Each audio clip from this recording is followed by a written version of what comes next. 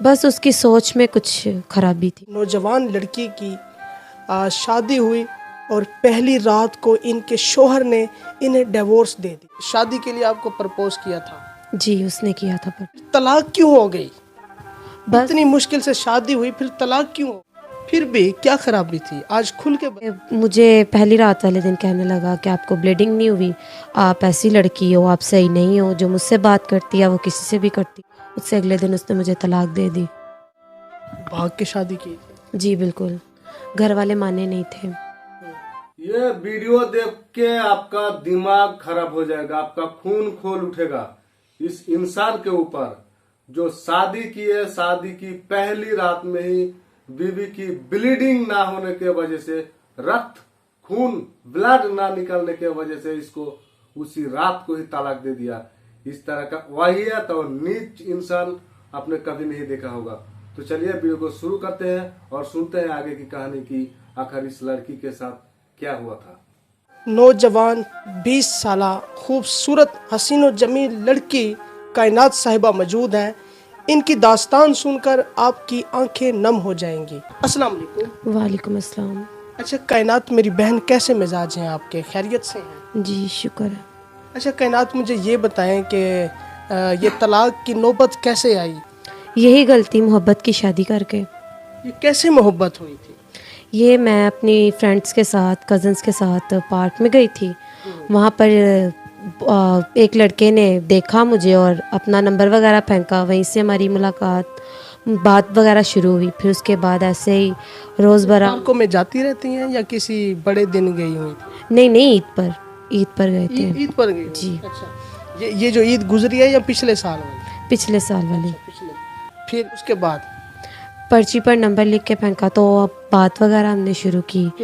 तो ऐसे ही बात बढ़ती गई। तो उसने कुछ ऐसी बातें की जो मुझे अच्छी लगी और उसने मुझे अच्छी लगी तो उसने शादी के लिए मुझे प्रपोज़ किया। तो मैंने कोई शादी फिर कर ली। मुझे अच्छा लगा वो जैसे बात होती गई उससे। यानी कि मुकम्मल 1 साल रिलेशन रहा है आपका? जी बिल्कुल। मिलते जुलते रहे हैं? जी।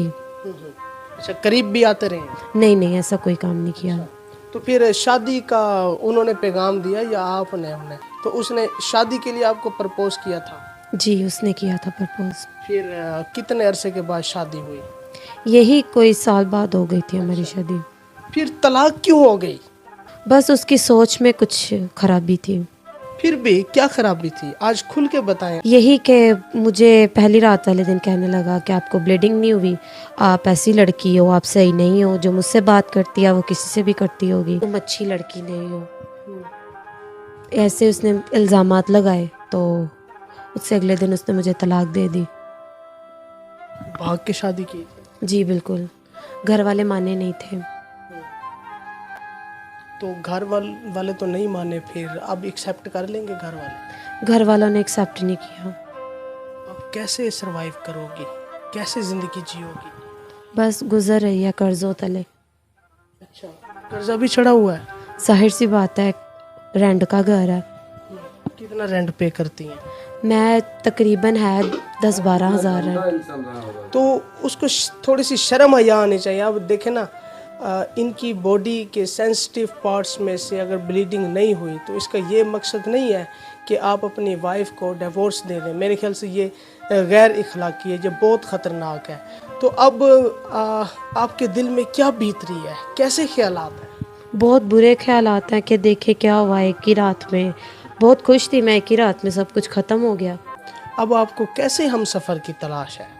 यही जो 2 वक्त की रोटी दे सके, उससे से भी यही उम्मीद थी। तो उसने ये किया मेरे साथ, एक दिन की भी रोटी नहीं दे सका मुझे। शादी से पहले तो बड़े दावे करता हूँ। जाहिर सी बात है, शादी से पहले हर कोई दावे करता है। उसने भी यही हरबा इस्तेमाल किया। कैसे दावे करता था? यही मैं तुम्हें बहुत खुश रखूँगा, ऐसे आंसू नहीं आने दूंगा तुम्हारी आंखों में। जितना उस शख्स ने मुझे रुलाया ना, उतना किसी ने भी नहीं। अब ज़िंदगी के हालात कैसे हैं? कोई जॉब वगैरह कर रही हैं? क्या कर रही हैं? जी मैं जॉब कर रही हूँ, कौन सी जॉब कर रही हैं? मेट्रो पे। मेट्रो स्टेशन पे? जी। तो कितना माशाल्लाह कमा लेती हैं? कमा लेती हूँ यही कोई 8,000 तक। खर्चे हो रहे हैं पूरे? बिल्कुल भी नहीं। घर भी रेंट पे है। रेंट जुड़े हुए हैं बस। अच्छा, कितना कर्जा आपके ऊपर चढ़ा हुआ है? यही कोई 70-80 हज़ार। 70-80 हज़ार। और जो दरिंदे इस तरह कर रहे हैं उनको क्या पैगाम देंगी? यही कि किसी की भी लड़की की ज़िंदगी एंड वक्त पे आकर आपको ख़राब नहीं करनी चाहिए। और जहालत में, जल्दबाजी में किसी पर यकीन कर लेती हैं, उन लड़कियों को क्या पैगाम देंगी? यही अपनी पेरेंट्स पर एतबार करें, वो आपके लिए अच्छा ही सोचते हैं।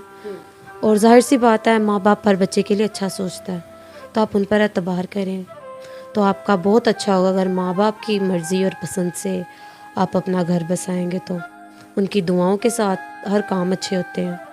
अभी आपको एहसास हो रहा है अपनी गलती का? जी, बहुत ज़्यादा हो रहा है कि बिना दुआएं और उनकी मर्ज़ी के ख़िलाफ़। शर्मिंदगी भी महसूस हो रही है? जाहिर सी बात है, वो तो होगी। अब तो मैं किसी से नज़र नहीं मिला सकती। आप मेरी बहन है, बाकी आपके लिए मैं खसूसी दुआ करूँगा। अल्लाह ताला आपके हाल पे अपना रहम फरमाए। और जो दोस्त इनके साथ निकाह करना चाहते हैं वो रब्ता कर सकते हैं। नाज़रीन, ऐसा घटिया इंसान 100 साल में शायद एक हाथ को जन्म लेता होगा, है ना।